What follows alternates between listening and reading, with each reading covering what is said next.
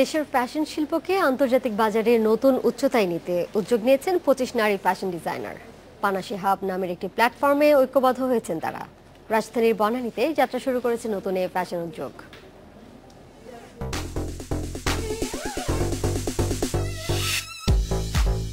যাত্রা শুরু করলো ২৫ নারী ফ্যাশন ডিজাইনারের মিলিত প্ল্যাটফর্ম পানাশি হাব। সম্ভাবনাময় দেশীয় ডিজাইনারদের সুযোগ করে দিতেই এ উদ্যোগ।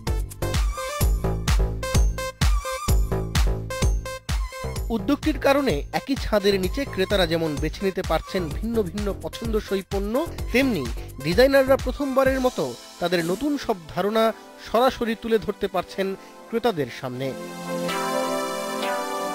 সামাজিক যোগাযোগ মাধ্যমে জনপ্রিয় ডিজাইনারদের ঐক্যবদ্ধ করে তৈরি করা হয়েছে পানাশি হাব। গত ১ বছর ধরে এটি নিয়ে কাজ করেছেন পানাশি হাবের কর্ণধার ফ্যাশন ডিজাইনার সাবেরা আনোয়ার। কিছু ডিজাইনারকে আমি একটা ছাদের আন্ডারে আনতে পারি, তাহলে কাস্টমারের যে চাহিদাটা আছে, কিছু ইউনিক পাওয়ার, কিছু ট্রেন্ডি ফিউশন যেটা একেবারে কন্টেম্পোরারি, আবার ট্র্যাডিশনাল ব্লেন্ডিংটা, এগুলো পাওয়াটা যে একেবারে ইয়াং ডিজাইনারদের কাছে। তো আমি ওটার জন্য এটা করেছি।